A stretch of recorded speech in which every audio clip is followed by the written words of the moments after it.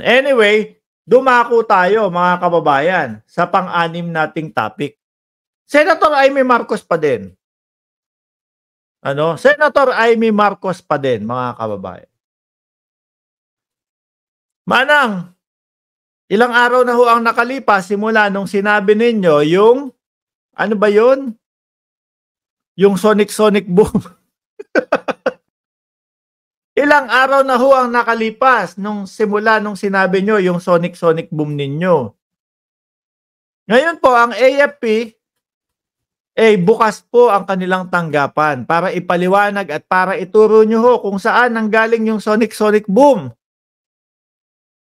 Kasi kapag kay Maharlika lang yung yung Sonic boom ninyo, mapagtatawanan ho kayo, no?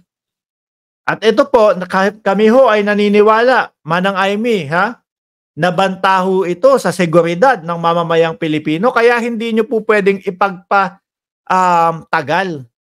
Kailangan simula po nang nalaman nyo yan at open ang AFP para alamin kung saan nanggaling talaga yung Sonic boom ninyo.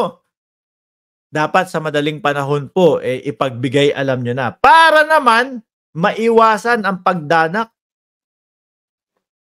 ng dugo ng kapwa natin Pilipino. Pero kapag kayo, Manang Amy, sinabi ninyo, ay, ganito, ganyan, nagdahilan kayo, no?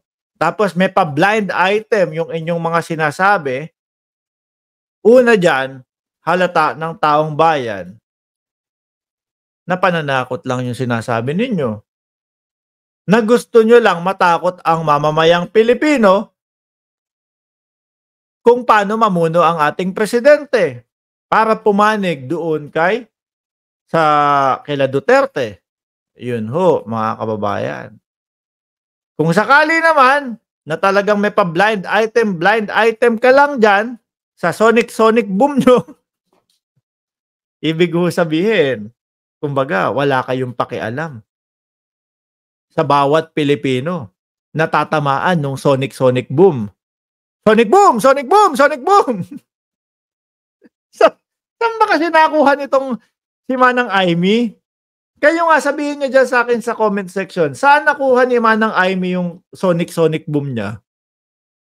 Ano ho? Kailangan ngayon, ayan, umaga Kung ako mga kababayan, kung ako ho, yung nag-reveal yung nagsabi nung tungkol sa Sonic boom ni Manang Amy, tapos sinabi ng AFP na ito po ay banta sa kaligtasan ng mamamayang Pilipino.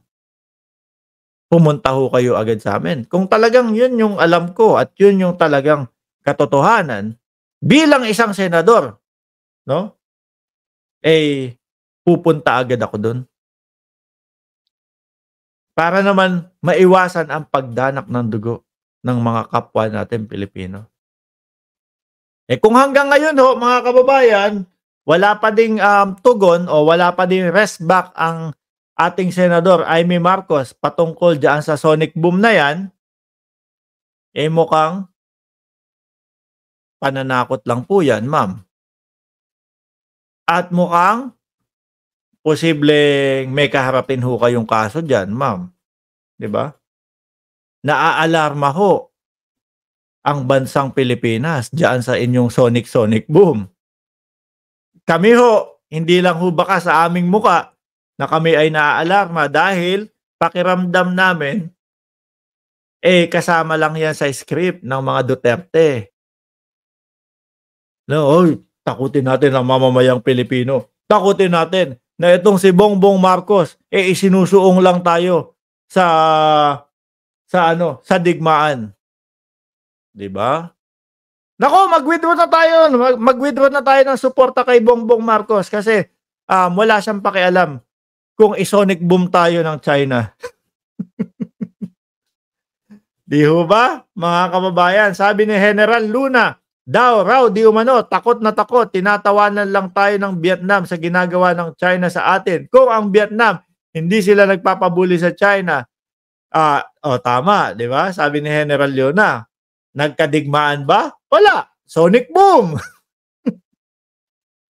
Pumapalago mga kababayan. O eto, nangyari na nga yung pag-uusap ho, Madam Imee. Nangyari na ho yung pag-uusap ng China at ng Pilipinas na ide-de-escalate po nila, no, yung tension diyan sa West Philippine Sea. Eh saan po nakuha itong sonic boom ninyo? Kung ang dalawang bansa po ay nag-usap na, bawasan na natin yung iringan masyado, ha, ganito, ganyan. No? Bawasan na natin yung salpukan diyan sa West Philippine Sea. Eh saan ho nga nanggaling yung sonic boom ninyo? Parang imbento lang po. At take note mga kababayan, ha, wala pong napabalita o walang sinabi ang ating presidente na makikipag-usap, na babaan ang tensyon sa China, tapos ang ating presidente ay may ginawang pabor ho sa kanila. Wala hong ganun. Ibig kong sabihin mga kababayan, na patuloy po ang pagtindig ng ating presidente sa usaping West Philippine Sea. Ito yung sinasabi ko sa inyo. No ho, na kapag si PBBM ang nandyan at nakipag-usap o pag Administrasyong Marcos ang nakipag-usap, makukuha yan sa santong usapan nang hindi tayo o hindi natin tinatalikuran yung karapatan natin sa West Philippine Sea. Eh sila ho kasi yung mga huling administrasyon, mga kababayan. Gusto nyo magka-problema kayo? Gusto nyo magkadigmaan tayo? Ay, wag na. Sige, status quo na lang.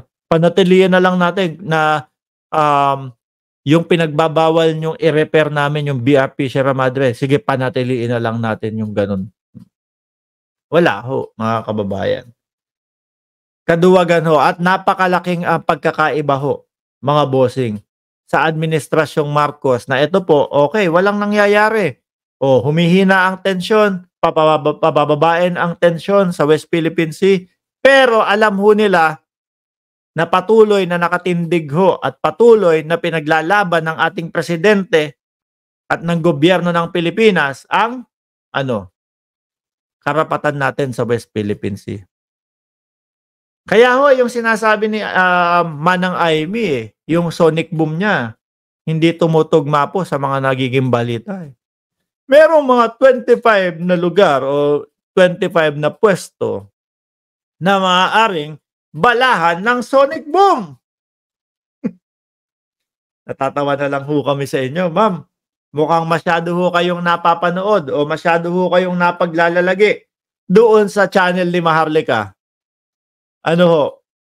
Yung channel ni Maharlika na kahit anong sabihin, kahit anong iparatang, ang ebidensya pinagsasasabi mo. Laway-laway lang yan. Lalo na pag DDS ang makikinig sa iyo. Bakit maghahanap ka ng ebidensya? DDS ang kausap natin eh.